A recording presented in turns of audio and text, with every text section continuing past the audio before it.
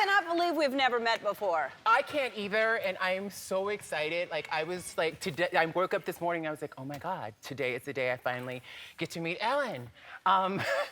You know, I wanted to say that you have been such a huge inspiration to me your whole career. The fact that you get to just be who you are, live in your truth, make everybody laugh, help people, and everyone loves you. It's such a wonderful example of possibility for me. And we've never met before, but a couple of years ago, I was on the cover of Time magazine. Yes, you were. First transgender on the cover of Time magazine.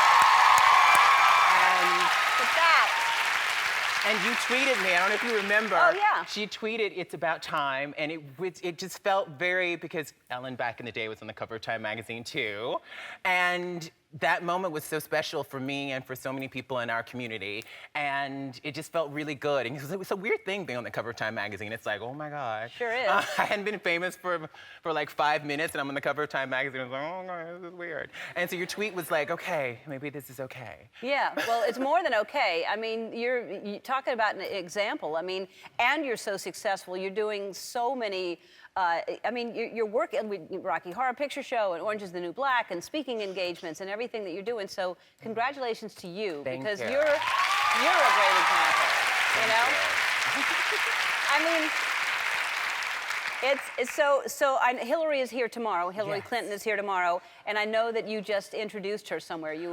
In New York, several weeks ago, there was an LGBT fundraiser, and I introduced her, and I met her for the first time.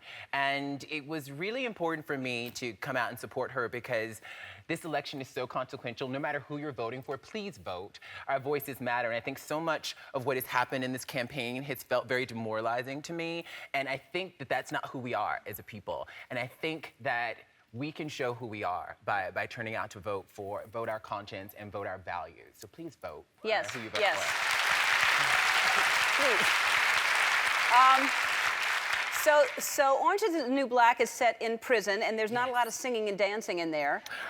Between takes, there's tons of singing. Yeah, I bet there is. There's I lots. bet there is. Yes. And now your Rocky Horror Picture Show, there's Yeah. lots of singing and dancing. Yeah. That must be so fun for you. It's so much fun. I was a dance major in college, and so I grew up dancing, and so when I found out I was cast in Rocky Horror, I was like, okay, must train. So I went into dance classes 4 times a week and voice lessons 3 times a week. I worked with 2 different voice coaches and acting coaching, and for months before we even started. And it was the hardest thing I've ever done and one of the most rewarding. Always is. The hardest thing you do is always the most rewarding. Yeah. Everything. Amazing. I know your mom is in the audience Yes. right now. You have to be so proud of her. You I have to do. be so proud.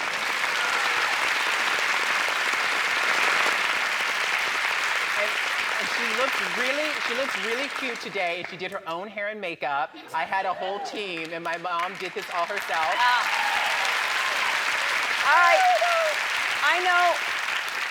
I want to give you a gift because I know that Beyonce is a huge inspiration to you. Yes. And so I got you a pillow. So I made this myself today. Yeah. Dance like Beyonce's watching.